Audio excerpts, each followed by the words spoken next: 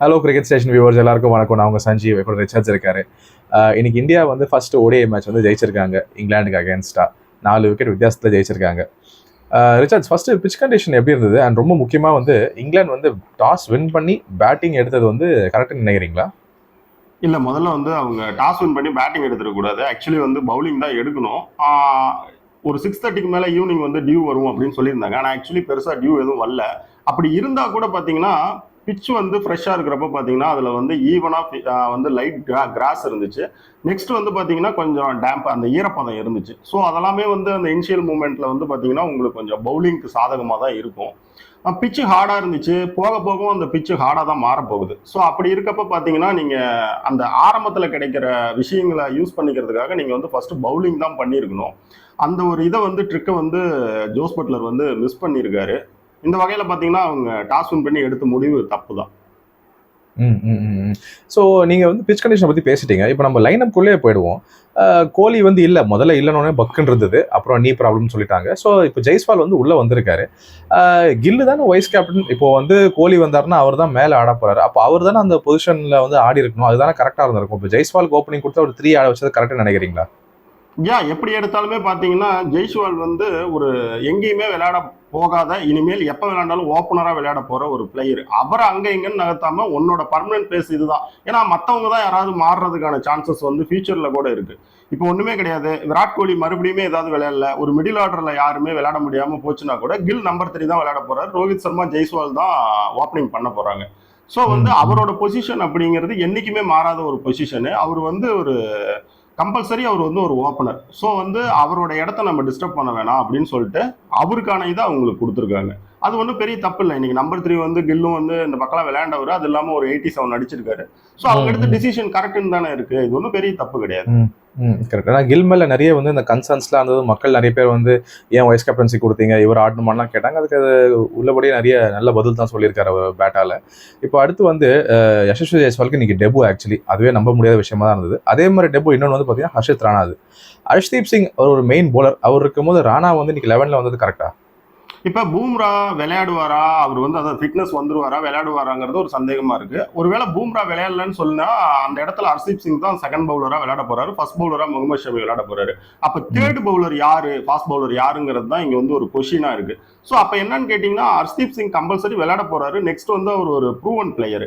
So ஒரு proven பிளேயரை நீங்க வந்து ஒரு டெஸ்ட் பண்ணி பார்க்குற ஒரு சீரியஸ்ல வந்து முன்னாடி விளையாட வைக்கிறத விட நீங்க யார் எந்த இடத்துக்கு தேவைன்னு பார்த்து ஒரு ப்ரூவ் பண்ணாத பிளேயரை விளையாட வைக்கிறது தான் கரெக்டா இருக்கும். இந்த வகையில பாத்தீங்கன்னா ஹர்ஷித் ராணாவை ஃபர்ஸ்ட் விளையாட வச்சது தான் ரொம்ப சரியான விஷயம். இது வந்து ட்ரையல் நீங்க வந்து டெஸ்ட் பண்ணி பார்க்குற சீரியஸ் தானே. அது கரெக்ட் தான். ஆனா இதை நம்ம ரெஸ்ட்னு கன்சிடர் பண்ண முடியாது. ஏன்னா ஹர்ஷிப் வந்து T20ல நிறைய போட்டிருக்காரு, 4 மேட்ச் ஆடிருக்காரு. அப்படி கிடையாது. இதே சாம்பியன்ஸ் டிராஃபியா இருந்தா ரெஸ்ட் கொடுத்துருக்க மாட்டாங்கல்ல. இல்ல அதான் இது ஒரு பிராக்டிஸ், அதை நம்ம கன்சிடர் பண்றோம். அதனால ரெஸ்ட் கொடுத்துருப்பாங்களோன்னு எனக்கு ஃபீல் ஆச்சு. இல்ல ரெஸ்ட் கிடையாதுங்க. ரெஸ்டா இருந்தா இது சாம்பியன்ஸ் டிராஃபியா இருந்தா இந்த சீரிஸ் சாம்பியன்ஸ் டிராஃபியா இருந்தா ரெஸ்ட் எல்லாம் கொடுக்க மாட்டாங்கல்ல. அதாவது ரெஸ்ட் கொடுக்கறதுக்கான அடிப்படை காரணங்களே எதுவும் கிடையாது. அதாவது ஒரு ப்ரூவன் பிளேயரை வெளியே வச்சுட்டு ஒரு ப்ரூவ் பண்ணாத பிளேயருக்கு சான்ஸ் கொடுக்குறேன். Okay okay. இப்போ நம்ம அடுத்து இந்தியன் மிடில் ஆர்டர் பக்கம் போவோம். பேட்டிங்க்கு கில் பிரமாதமா விளையாடிருக்காரு, நம்ம முன்னாடியே சொல்லியிருந்தோம். கில் அதுக்கப்புறம் கில்க்கு அப்புறம் வந்து அக்சர் பட்டேல், அதுக்கப்புறம் வந்து இப்போ வந்து ஸ்ரேயஸ் ஐயருமே நல்லா விளையாடிருக்காரு. எல்லாரும் ஆமா கரெக்ட். அதை பத்தி நம்ம கொஞ்சம் விரிவா சொல்லுங்க. இப்போ அக்சர் பட்டேல வர முக்கியமா வந்து ராகுலுக்கு முன்னாடி பொசிஷன்ல ஆட வச்சதும் வந்து நீங்க எப்படி பாக்குறீங்க இந்த மொத்த பேட்டிங் ஆர்டரோட ஒரு சேஞ்ச் அப், பர்ஃபார்மன்ஸ் எல்லாத்தையும்? இந்த மேட்சை பொறுத்த வரைக்கும் எடுத்துக்கிட்டீங்கன்னா நம்ம ஃபர்ஸ்ட்லேயே பேச வேண்டிய ஒரு முக்கியமான விஷயம் வந்து ஸ்ரேயஸ் ஐயருடைய பேட்டிங் அப்ரோச் தான். பொதுவாக வந்து பார்த்தீங்கன்னா ஷார்ட் பால் வீக்னஸ் அப்படின்னு சொல்லுவாங்க. இன்னைக்கு வந்து பாத்தீங்கன்னா அந்த மாதிரி எந்த ஒரு விஷயத்தையுமே நீங்க வந்து ஸ்ரேயஸ் ஐயர்கிட்ட பார்க்கவே முடியாது. ரொம்ப முக்கியமா கேட்டீங்கன்னா ஃபாஸ்ட் பவுலிங்ல எடுத்துக்கிட்டீங்கன்னா கவர் டிரைவ், ஷார்ட் ஆர்ம் புல்லு, ஸ்லைஸு, ஃபிளிக்கு அப்படின்னு சொல்லி அவரோட பேட்டோட மிடில் ஒவ்வொரு பந்தும் நட்டேர்னு படுது. அவர் கிரீஸ்ல நிக்கிறப்ப எப்படி இருக்குன்னு பாத்தீங்கன்னா அப்படியே ஒரு ஸ்டேபிளா இருக்கிறாரு. இதுக்கு ரொம்ப ஃபர்ஸ்ட் விஷயம் முக்கியமான காரணம் என்னன்னு பாத்தீங்கன்னா, இது வழக்கமா என்ன சொல்லுவாங்க அப்படின்னா ஷார்ட் பால் அவர் எதிர்பார்த்துக்கிறதுனால மற்ற பால் தான் அவருக்கு சர்ப்ரைஸ் டெலிவரியா இருக்கு. அவர் ஷார்ட் பாலை விட மற்ற பாலுக்கு வந்து டைம் மிஸ் பண்ணுவாரு அப்படின்லாம் சொல்லுவாங்க. ஆனா இந்த முறை பாத்தீங்கன்னா ஷார்ட் பால் நீ போட்டா போடு அப்படிங்கிற மாதிரி இருந்தாரு. அதாவது ஷார்ட் பாலை வந்து அவர் எந்த விதமான ஐடியாக்குள்ளேயும் அவர் வரவே இல்லை. அவரோட இதே அப்படிதான் இருந்துச்சு. ஸோ வந்து இது என்ன ஆகுதுன்னு கேட்டீங்கன்னா அவருக்கு நீங்க மற்ற பால்லாம் எங்கேயாவது உள்ள எடுத்துட்டு போறது, மேல எடுத்துட்டு போறது, இல்ல வேற எங்கேயாவது கட்டுக்கு வைக்கிறது அப்படின்னு இருந்தா பிசிறு இல்லாம ஆடிட்டு இருந்தாரு. இதுல முக்கியமான விஷயம் அவரோட இந்த ட்ரிகர் பாயிண்ட்னு சொல்லுவோம்ல, பவுலர் வந்து பந்தை ரிலீஸ் பண்றதுக்கு முன்னாடி ஒரு பேட்ஸ்மேன் பண்ற ஒரு மூவ்மெண்ட் தான் வந்து ட்ரிகர் பாயிண்ட். இந்த ட்ரிகர் பாயிண்ட் வந்து பாத்தீங்கன்னா அவரது வந்து பேக் ஃபுட் வந்து பேக் அக்ராஸ் ட்ரிகர் பாயிண்ட். அதாவது அவர் ஃபுல்லா பேக் ஃபுட் போயிடுவாரு. அவரோட பின்னங்கால் வந்து பாத்தீங்கன்னா அப்படியே வந்து ஆஃப் ஸ்டெம்பை நோக்கி நகரும். ஸோ இந்த மாதிரி நீங்க நகர்றப்ப உங்க ஸ்டான்ஸ் இருக்கப்ப என்ன ஆகுதுன்னு பாத்தீங்கன்னா ஷார்ட் பால் நீங்க விளையாடணும்னா பந்தோட லைன்ல இருக்கணும். ஸோ நீங்க வந்து முழுக்க முழுக்க வந்து ஒரு மிடில் ஸ்டெம்பை உள்ள தாண்டி அப்படி நிக்கிறப்ப உங்களுக்கு எல்லா விதமான ஷார்ட் பாலுக்குமே நீங்க எப்படி இருப்பீங்கன்னு பாத்தீங்கன்னா பந்தோட லைனுக்குள்ளதான் இருப்பீங்க. ஏன்னா நீங்க தான் வந்துடுறீங்க, ஸ்டெம்பை கவர் பண்ணி வந்துடுறீங்க. உங்களுக்கு ஷார்ட் பாலை விளையாடுறதுக்கு எந்த விதமான பிரச்சனையுமே அந்த இடத்துல இருக்காது. இப்ப இவரோட ட்ரிகர் பாயிண்ட் பாத்தீங்கன்னா பேக் அக்ராஸ் ட்ரிகர் பாயிண்ட்ல விளையாடுறாரு. ஸோ இப்படி எல்லா வகையிலையும் பாக்குறப்ப பாத்தீங்கன்னா ஸ்ரேயஸ் ஐயர் உண்மையாலுமேங்க பேட்டிங்கை பாக்குறதுக்கு சும்மா பட்டாசு மாதிரி இருக்குது. பேட்ல அப்படியே பந்து தெரிக்குது, அவர் சொன்னா அது சொன்னதை கேக்குது, அந்த மாதிரி இருக்கு. இப்போ இதுல வந்து ஒரு சின்ன கேள்வி, நான் ஸ்ரேயஸ் ஐயரை பத்தி பேசுறதாலே நான் கேட்கிறேன், இவ்வளோ ஒரு கான்ஃபிடன்ஸோட பிரமாதமா விளையாடுனதுக்கு வந்து என்ன காரணமா இருக்கும்? வந்து டொமஸ்டிக்ல போன சீசன்ல வந்து அவர் கேப்டன் பண்ணி மும்பைக்கு வந்து அவ்வளோ டிராஃபி ஜெயிச்சு கொடுத்ததா, இல்ல ஃப்ரீக்வெண்டா டொமஸ்டிக் ஆடுறதா, இல்ல அவர் டெக்னிக்கலி அவர் கரெக்ட் பண்ணிருக்காரா, என்ன ஃபீல் பண்றேன், என்னவா இருக்கும்னு? இது கிரிக்கெட்டையும் உங்களால வந்து உளவியலையும் பிரிக்கவே முடியாது. இது ரெண்டும் ஒண்ணுதான். ஃபார்முங்கிறதே நம்பிக்கை தாங்க, வேற எதுவுமே கிடையாது. கண்டிப்பா.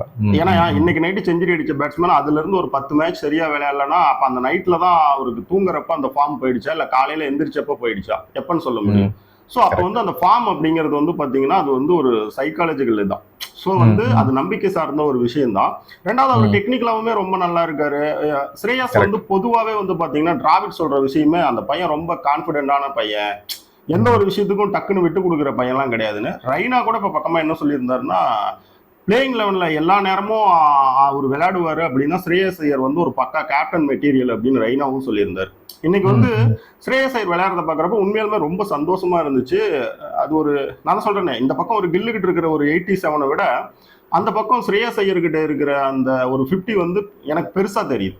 ஏன்னா வச்சுங்களேன் அவ்வளவு அருமையா விளையாண்டாரு. அந்த கேமை வந்து அவர் மொத்தம் ஒரு 12 ஓவருக்குள்ளேயே அப்படியே லைட்டா இங்கிலாந்து கிட்ட இருந்து எடுத்து அப்படியே கில்லு கையில கொடுத்துட்டாரு, வச்சுக்கோ தம்பி அப்படிங்கிற மாதிரி.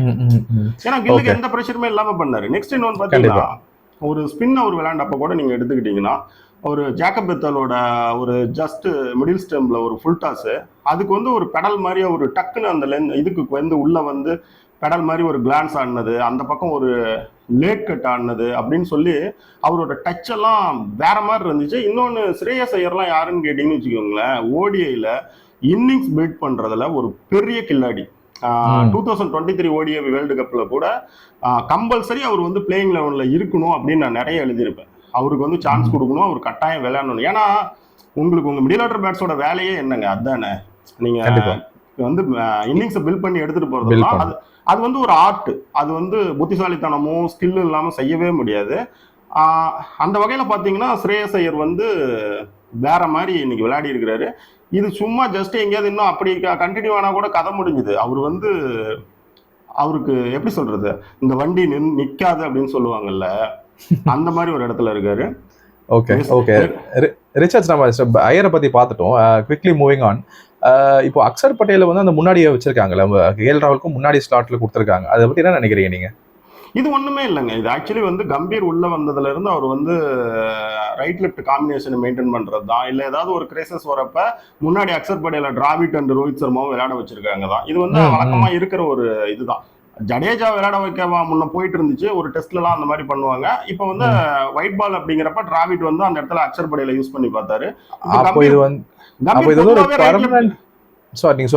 பர்மனன்ட்லாம் கிடையாதுங்க. இது வந்து அந்தந்த சிச்சுவேஷனை பொறுத்ததுதான். அது வந்து இதுதான் இப்ப செய்வாங்க அப்படின்லாம் சொல்ல முடியாது. ஏன்னா இந்த பக்கம் நீங்க பாத்தீங்கன்னா Jacob Bethell and Adil Rashid வந்து left hand orthodox spinner and leg spinner. So அவங்களை டேக்கிள் பண்றதுக்கு ஒரு லெஃப்ட் ஹேண்டர் வேணும் அப்படிங்கிறதுக்காக அக்சர் பட்டேல முன்னாடி வச்சு விளையாட வச்சிருக்காங்க. இப்ப அக்சர் பட்டேல பேசுறப்ப நம்ம இந்த பக்கம் கில்லையும் சொல்லிடணும். என்னன்னு கேட்டீங்கன்னா இந்த சோசியல் மீடியாவில் நிறைய ஒரு 57 59 ஆவரேஜ் வச்சிருக்கிற ஒரு பையனை வந்து நீங்க ஓடிஐ ஸ்குவாட்ல எப்படி எடுக்கலாம் அப்படிங்கிற மாதிரிலாம் ஒரு இதெல்லாம் போயிட்டு இருந்துச்சு.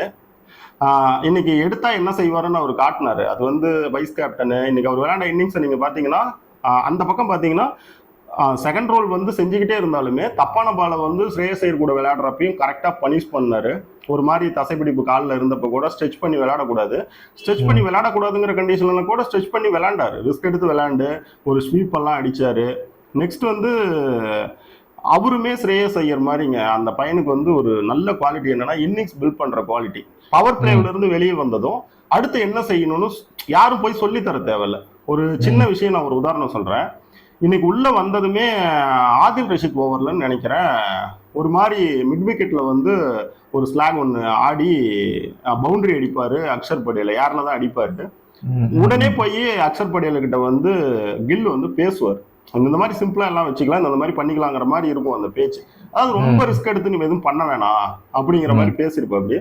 ஸோ வந்து கில்லுக்கு வந்து அது வந்து ஸ்ரேயஸ் ஐயருக்கு மாதிரி தான், அந்த பையனுமே வந்து அந்த பவர் பிளேவை தாண்டிட்டா ஒரு இன்னிங்ஸ் பில்ட் பண்றதெல்லாம் வேற மாதிரி டேலண்ட் இருக்கிற ஆளு. ஓவராலா பாத்தீங்கன்னா பேட்டிங்ல வந்து ஒரே கன்சர்ன் வந்து என்னன்னு கேட்டீங்கன்னா ரோஹித் சர்மாவுடைய அந்த பழைய பூதம் அப்படியே கண்டினியூ ஆகுது. அதுதான் கொஞ்சம் வருத்தப்பட வேண்டிய. கடைசி 10 இன்னிங்ஸ்ல வந்து 20 ரன் கூட தாண்டல போல, ஒரு இன்னிங்ஸ்ல 20 ரன் பிளஸ் அடிக்கல, அது ஒரு கன்சர்னா தான் இருக்கு. அவரும் ஃபார்முக்கு வந்துட்டாருன்னா ரொம்ப நல்லா இருக்கும். இப்போ நம்ம இங்கிலாந்துக்கு டக்குன்னு மூவ் ஆகும், இருந்தாலும் குவிக்லி கேட்கணும் உங்ககிட்ட. ஹாரி ப்ரூக் வந்து ஒரு வேர்ல்ட் கிளாஸ் பிளேயர், ஆனா இன்னைக்கு ஒரு டக்கு தான் அடிச்சிருக்காரு, ஒரு புவர் பெர்ஃபார்மன்ஸ் கண்டினியூ ஆகிட்டு தான் இருக்காரு. T20 சீரீஸ்ல அடிச்சார் ஒரு ஸ்கோர், ஆனாலும் ஒரு ஓவராலா பார்க்கவும் ஒரு புவர் பெர்ஃபார்மன்ஸ் இருக்கு. எதனால அப்படி இருக்கும்னு நினைக்கிறீங்க? அவர் கண்டிஷனுக்கு அடாப்ட் பண்ணலன்னு உங்களுக்கு தோணுதா ஹாரி ப்ரூக்கை பத்தி? இன்னைக்கு பொறுத்த வரைக்கும் T20 சீரீஸை பொறுத்த வரைக்கும் அவர் சிச்சுவேஷனுக்கு அடாப்ட் ஆகலாம். அதுக்கு பின்னாடி வந்து கடைசியில வந்து ரொம்ப நல்லாவே விளையாடி இருந்தாரு, எல்லாம் அடாப்ட் ஆயிட்டாரு. இன்னைக்கு வந்து அது கொஞ்சம் ஒரு சர்ப்ரைஸ் தான், அது நம்ம எடுத்ததுமே வந்து ரைட் ஆஃப் பண்ண முடியாது. ஓகேங்களா? இன்னொரு பக்கம் நீங்க பாக்குறப்ப அவங்க வந்து ஓப்பனர்ஸ் வந்து ஒரு 75 ரன் வந்து அந்த ஃபர்ஸ்ட் 10 ஓவருக்குள்ளேயே கொண்டு வந்திருந்தாங்க. ஆனா நல்ல ஸ்டார்ட், அது நல்ல ஸ்டார்ட். ஆமா, அப்ப வந்து அப்படிதான் விளையாடணும். ஆனா அந்த பிட்ச்ல வந்து ஒன்றும் நீங்க விளையாடலாம், அப்படிலாம் போகலாம், ஒன்றும் பெரிய பிரச்சனை கிடையாது. போனாங்க, அதுல நல்லா கவனிச்சீங்கன்னா 75 ஃபார் நோ லாஸ், 77 ஃபார் 3. அப்ப அந்த 2 ரன்னுக்கு வந்து பாத்தீங்கன்னா 3 விக்கெட் விழுந்துச்சு. அதுல வந்து பாத்தீங்கன்னா ஓப்பனர்ஸ் விழுந்தாங்க, ஹாரி ப்ரூக் விழுந்தாரு. அதுக்கடுத்து பாத்தீங்கன்னா 111க்கு வந்து பாத்தீங்கன்னா ஜோ ரூட் காலி. இந்த இடத்துல வந்து ஜேக்கப் பெத்தேல் அண்ட் பட்லர் சேர்ந்து தான் என்ன பண்ணாங்கன்னு கேட்டீங்கன்னா ஒரு பார்ட்னர்ஷிப் ஸ்டிச் பண்ணி ஒரு மாதிரி கௌரவமா கொண்டு வந்தாங்க. உண்மையாலுமே அந்த இடத்துல வந்து ஒரு பார்ட்னர்ஷிப் வந்து ரெடி ஆகாம ஜேக்கப் பெத்தேல் அண்ட் பட்லர் வந்து பொறுப்பு இல்லாம அவங்களுடைய பழைய பாஸ்பால் முறைக்கெல்லாம் போயிருந்தாங்கன்னா இவங்க வந்து 200 டச் பண்ணிருக்க மாட்டாங்க. ஒரு விக்கெட் அந்த இடத்துல விழுந்திருந்தாலும் இவங்க பண்டல் ஆயிடுப்பாங்க, ஒரு 180க்குள்ள பண்டல் ஆயிருப்பாங்க. அது அந்த மாதிரி சிச்சுவேஷன் தான். ஆனா ரொம்ப நல்லா விளையாண்டாங்க. இதுல என்ன சொல்ல வரேன்னா அவங்க பாஸ்பால் விளையாடுறாங்க அப்படிங்கிற மாதிரி ஒரு குற்றச்சாட்டு இருந்துச்சு. இன்னைக்கு பொறுத்த வரைக்கும் பாத்தீங்கன்னா ஜோ ரூட்டுமே அந்த தப்பெல்லாம் செய்யலைங்க. அதே மாதிரி ஹாரி ப்ரூக்குமே வந்ததுமே ஒரு 3-4 பாலுக்குள்ள அவுட்டு. அவங்க அந்த மாதிரி இதுக்குள்ளலாம் எதுக்குள்ளயுமே பூதல. அவங்க வந்து அந்த ரோல் பண்ணி விளையாடுறதுக்கு தான் வந்தாங்க, ஸ்ட்ரைக் ரொட்டேட் பண்ணி விளையாடுறதுக்கு தான் வந்தாங்க. ஜடேஜா வந்து ஒரு பிரேக் த்ரூ வந்து ஜோ ரூட்டுக்கு கொடுத்தாரு. அப்படிதான் போச்சு. இதுல நல்லா கவனிச்சீங்கன்னா ஜோஸ் பட்லர் ரொம்ப நல்லாவே சிங்கிள் ரொட்டேட் பண்ணி விளையாண்டாரு, ஜேக்கப் பெத்தேலும் அதே தான் விளையாண்டாரு. ஆனா என்னன்னா அந்த 50 வந்து கன்வெர்ட் பண்ணி கொஞ்சம் பெரிய ஸ்கோரா எடுத்துட்டு போக வேண்டிய நேரத்துல அன்பார்ச்சுனேட் 2 பேருமே அவுட் ஆனாங்க. இப்ப வந்து ஜோஸ் பட்லர் ஒரு 80 அப்படின்னு அடிச்சிருந்தாருன்னா இந்த ஸ்கோர் வேற மாதிரி இருந்திருக்கும், புரியுதுங்களா? அதே ஜேக்கப் பெத்தேல் வந்து இன்னும் ஒரு 20 ரன் சேர்த்து அடிச்சிருந்தா இது ஒரு வேற மாதிரி ஸ்கோர் இருந்திருக்கும். அது இருந்தா 300க்கு போயிருக்கும், இது வந்து ஒரு 280க்காவது கொண்டு வந்திருக்கும்.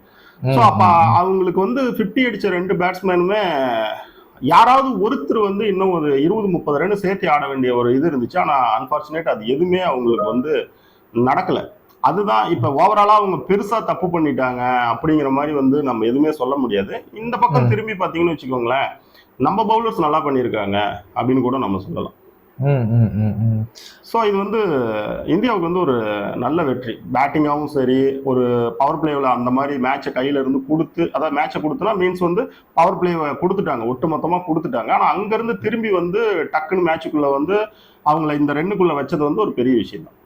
ஆமாம், கண்டிப்பாக. ஏன்னா கம்பேக்லாம் நல்லாவே தான் இருந்தது. அந்த ஃபஸ்ட்டு எக்ஸ்பென்சிவாக வந்து ஓவர் கொடுத்ததுக்கப்புறம் ஸோ நல்ல பெர்ஃபார்மன்ஸ் தான் இருந்தது. உங்களுக்கு வேறு ஏதாவது பாயிண்ட்ஸ் இருக்கா ரிச்சர்ட்ஸ், நான் கவர் பண்ணாதது மேட்சை பற்றி? இல்ல பெருசா ஒண்ணும் கிடையாது. இன்னைக்கு பொறுத்த வரைக்குமே பாத்தீங்கன்னா ஓவராலா இங்கிலாண்டை பொறுத்த வரைக்கும் என்னன்னு கேட்டீங்கன்னா அவங்க வந்து பேட்டிங்கை சூஸ் பண்ணது வந்து என்ன காரணத்துக்காகனா சேசிங்ல பத்தி அவங்களுக்கு ஒரு பூதம் மண்டையில ஓடிட்டே இருக்குது. ஸோ அதனால அவங்க என்ன பண்றாங்க அப்படின்னா நாங்க ஸ்கோர் போர்ட் ப்ரெஷர் இல்லாம நாங்க விளையாடுறோம் அப்படின்னு போயிட்டு விளையாடுறாங்க. நாம என்னன்னா இருக்க சின்ன சின்ன அட்வான்டேஜை வந்து நம்ம யூஸ் பண்ணிக்க தான் பார்க்கணும். உங்களுக்கு பிச்சில் ஆரம்பத்தில் கொஞ்சம் பவுலிங்க்கு ஹெல்ப் இருக்கும் அப்படின்னா நீங்கள் அதை போய் யூஸ் பண்ணிக்க பார்த்துருக்கணும். உங்க கையில என்ன இருக்கோ அதை தான் யூஸ் பண்ணிக்க முதல்ல பார்க்கணும். உங்க பேட்டிங் மேல நீங்க கன்சர்ன் பண்ணி வச்சிருந்தீங்கன்னா ஒரு டாப் டீம் நீங்க சேசிங்ல அப்படி ஒரு ஐடியா இருந்தா அவங்க இதை அவாய்ட் பண்ணியிருந்தா அது ஒரு மோசமான விஷயம். அப்படி செய்யக்கூடாது. அந்த பிரச்சனை. இப்போ எனக்கு ஒரே ஒரு கேள்விதான் இங்க வருது. இப்போ வந்து மிடில் ஆர்டர்ல ஜடேஜா இன்னைக்கு 3 விக்கெட் எடுத்திருக்காரு, அதாவது இங்கிலாந்து மிடில் ஆர்டர்ல போலிங் போடும்போது. அதுக்கப்புறம் அக்சர் பட்டேல் 50 அடிச்சிருக்காரு, அவரோட பெர்ஃபார்மன்ஸ் நமக்கு தெரியும். குல்தீப் தான் நமக்கு மெயின் ஸ்பின்னர். அந்த 3 பேருமே லைன் அப்ல இருப்பாங்க நினைக்கிறீங்க அந்த சாம்பியன்ஸ் டிராஃபிலாம் வரும்போது? உங்ககிட்ட நான் வந்து ஏற்கனவே வந்து சாம்பியன்ஸ் டிராஃபியோட ஸ்குவாட் அனௌன்ஸ்மெண்ட்டை பத்தி நம்ம ஒரு சின்னதா கொஞ்சம் பேசினிருந்தோம். அந்த வீடியோலயே நான் உங்களுக்கு சொன்னேன். இவங்க வந்து நம்பர் 8ங்கிற வந்து ஒரு ஆல்ரவுண்டருங்கிறதுல வந்து ரொம்ப உறுதியா இருக்கிறாங்க. ஸோ வந்து இவங்க அக்சர் படேல் அண்ட் ஜடேஜாவையே வச்சு விளையாடுவாங்க. நீங்க ஜடேஜாவையோ இல்லை அக்சர் படேலையோ கழிச்சுட்டு மீதி 5 பவுலரை மட்டும் பாருங்க. புரியுதுங்களா நான் சொல்றது? அந்த 6வது பவுலரா நீங்க யாரை பார்க்கணும்னா ஒன்னு ஜடேஜால நான் அக்சர் படேல், அவ்வளவுதான். சிம்பிள். இவங்க கான்செப்ட் நாங்க இதை வச்சே பாத்துக்கிறோம் அப்படிங்கிற மாதிரி நினைப்பாங்க. அவங்களுக்கு நம்பர் 8ல பேட்டிங் வேணுங்கிறத அவங்க ரொம்ப உறுதியா இருக்காங்க. இப்ப வருண் சக்கரவர்த்தியே எதுக்குன்னு கேட்டீங்கன்னா அவங்களுக்கு வந்து வேற மாதிரி யோசிச்சா எப்படின்னா அந்த பக்கம் இருக்கிற வாஷிங்டன் சுந்தர வெளியே வச்சுதான் வருண் சக்கரவர்த்தியை உள்ள கொண்டு வர முடியும், இல்லைன்னா கொண்டு வர முடியாது. அப்படிதான் அவங்க யோசிப்பாங்க. ஆனா இவங்க பிளேயிங் லெவன்ல வந்து அக்சர் படேல் அண்ட் ஜடேஜா 2 பேருமே வச்சு போறதுக்கான சான்சஸ் தான் ரொம்ப அதிகம் இருக்கு. ஓகே, நான் யாருக்கும் எதுவும் கெடுதல் நினைக்கல. ஆனால் எனக்கு இன்னும் வருண் சக்கரவர்த்தி வந்து சாம்பியன்ஸ் டிராஃபி ஸ்குவாட்ல வந்துருவாருன்னு தான் தோணுது. ஏதாவது ஒரு இன்ஜுரி நடந்ததுன்னா அவர் தான் ஃபர்ஸ்ட் பர்சனாக உள்ள ஒரு வரும்னு ஃபீல் ஆயிட்டு இருக்கு. அது யாருக்கு பதிலாக இருந்தால், ஐ மீன் பேட்ஸ்மேன் இருந்தால் பேட்ஸ்மேன் போவாங்க, பட் ஒரு போலிங் ஃபேக்டர் வரும்போது உள்ள கொண்டு வர வாய்ப்பு இருக்குமோ எனக்கு ஃபீல் ஆயிட்டு இருக்கு. அது வந்து பாத்தீங்கன்னா பவுலர்ஸ் ஸ்பின்னர் சைட்ல ஏதாவது நடந்தாதான் அதுக்கு சான்ஸ் இருக்கு. ஆமா, ஃபாஸ்ட் போலிங் யூனிட்டே ஏற்கனவே எண்ணி 3 பேர் எடுத்துட்டு போறாங்க, அதனால அதெல்லாம் ஓகே. பட் பார்ப்போம் நம்ம அது எப்படி நடக்குதுன்றதான் அப்புறம் ஃபியூச்சர்ல பார்ப்போம். பட் இப்போதைக்கு ரிச்சர்ட்ஸ் உங்க அனாலிசிஸ்க்கு ரொம்ப நன்றி. செகண்ட் மேட்ச் முடிச்சதுக்கப்புறம் இதே மாதிரி நம்ம ஒரு போஸ்ட் மேட்ச் அனாலிசிஸ் பண்ணுவோம். அப்போ திரும்ப நம்ம சந்திப்போம். Thank you Richards. Thank you viewers. Thank you sir.